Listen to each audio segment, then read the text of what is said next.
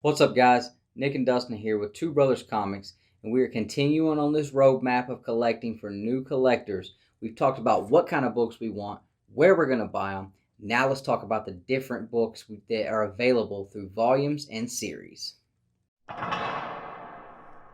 right, Dustin. So let's talk a little bit about volumes when it comes to comics, right? We know multiple volumes exist, whether that's first volume, second volume, third volume, fourth volume, fifth volume, sixth volume, seventh volume, depending on how long that book has been around. But how can you tell the difference to make sure you're buying the correct volume so that you can continue your collecting with that specific run? Right, so let's just talk about Wolverine as an example. We've had several different volumes of Wolverine, starting all the way back in 1982. Yep. Then you had Volume 2 starting in 1988, and Volume 7, which started in February of 2020. And how are you going to tell the difference in those? The easiest way is you flip open that first page, and right there it's going to say Wolverine number 1, Volume 1, printed in whatever month it was of 1982.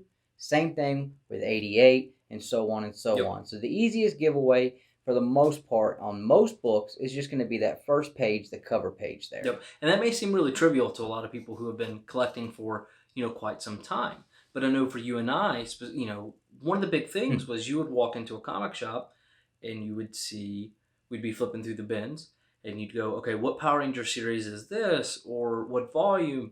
And it didn't make a lot of sense. And one of the big things we ran into was series, because multiple characters or groups can have multiple series running at one time. For you, it was Mighty Morphin Power Rangers, and then what is it, Go-Go Power Rangers?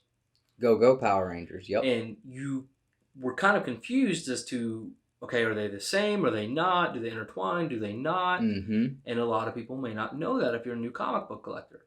One of the biggest examples I can think of is Batman. You have Batman, which is an ongoing series. It runs and has been running for now 89, 90 issues now. Then you have Detective Comics, which has been going on since, the very beginning. And it's on issue 1010, 1011, something like that. So it's the same character with Batman, but it's different series. So again, you open up the front cover. Generally the titles are different. Check it out. See what series. Make sure that matches up with what you're wanting to read. You also have a lot of kind of Elseworld stories, right? So you may have Batman the White Knight, but that's separate than the Batman main run. You have Batman's Grave, separate from the current run. So just check those out and be cognizant of that whenever you're going into a comic shop or you're ordering online to make sure you're staying consistent. Absolutely, because I know there's been times where I was reading a certain series and I picked number 1 up, number 2 up, and then I went back to get number 3 and I accidentally picked up a different series. I don't remember what it was. It may have been Batman, where I picked up Batman for so many issues and I just went in, I saw Batman, grabbed that one, and I got home and I'm like, this story's not matching up. What's going on? And it's a different series. So you have to watch out because there's going to be multiple number 1s and number 2s. Just make sure you're on the right series, the same volume that you've been looking for, and all that's going to be found right there on that inside cover page. And again, if you're inside a comic shop, what's the biggest helpful thing you can do?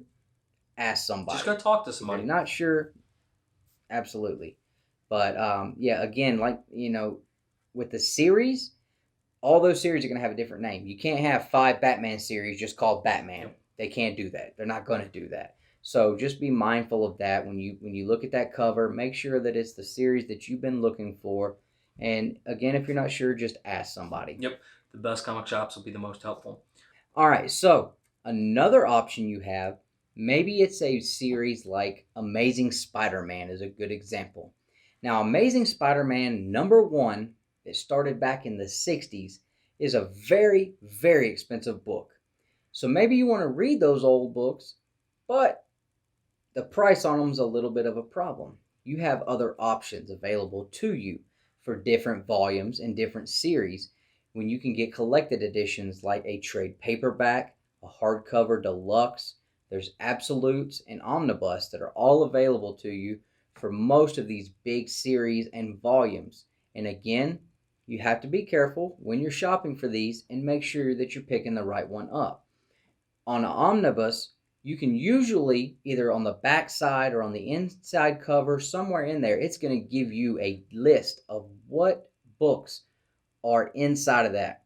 And it's going to give you the covers, it'll tell you the series, when they came out, what volume it is, and they're going to come in different volumes. I know Amazing Spider-Man has several different omnibus volumes, and if you flip it over on the back, it's going to show you, from what I've seen, the most part, it's going to show you every single issue that is inside of that omnibus. And that was, for most of the omnibus that are out right now, I think they're changing it a little bit. But again, it's very easy to check out what's in there. Trade paperbacks, it's generally right on the front cover or on the back.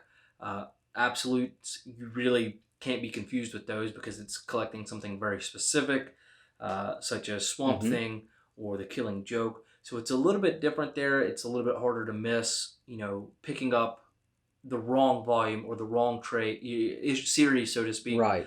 Because you are essentially buying a huge chunk of those issues or that run at one time. So it's a little bit easier there, but it's a great way if you want to go read, kind of gain more knowledge and really just enjoy some of the old stories that maybe you're not going to go pick up all the back issues for, because I know I'm not spending all that money on Amazing Spider-Man. Probably not going to go out and buy, the first 150. It just won't happen. So an omnibus, a trade. Right. Some of the absolutes are pretty neat because of the additional artwork, some of the rework you see in some of those, but some great options there for you as well. And even those can get pricey. The omnibus, most of those are going to range anywhere from 75 to, I've seen up to $150. And you're going to get a lot in those. They look great. They're an awesome presentation and an awesome way to read these books. Planet Hulk, that was several different comic book series and volumes. You had different characters, different runs. You had Fantastic Fours, you had Hulks, and they collected all that in an omnibus. But those can get pricey. So there is a cheaper option out there for most comic books in a trade paperback or a TPB. Yep. And what that is you're going to be able to pick that up a whole lot cheaper most of the time for a fraction of the price. Now, they're not going to collect as many, so you will have to buy more trade paperbacks, but you can pick them up as you want to, as your funds allow, and you can still be able to read those chronologically, at your own pace. Yep, absolutely. So double check your series and your volumes. Just look on the inside cover. And then don't forget, you have trade paperbacks, you have omnibus, you have hardcover deluxes, you have absolute editions. Great way to read some old stories that you're maybe not going to be able to afford or want to collect all of. Absolutely. And at the same time, you want to always make sure that you look at what's going to be best for your budget when you're doing this, because as we said, those volumes and series, depending on where you're looking, can get really expensive. Last thing I wanted to touch on is if you heard maybe any phrases or words that you weren't really familiar with, check our description box. There's a downloadable PDF file there that has a list of phrases and words that it's basically the lingo of the comic community.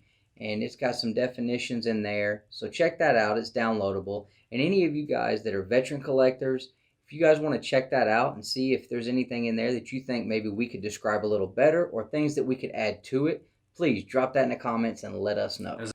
Thank you so much for liking and subscribing to the video. We really appreciate that. Don't forget to hit the notification bell.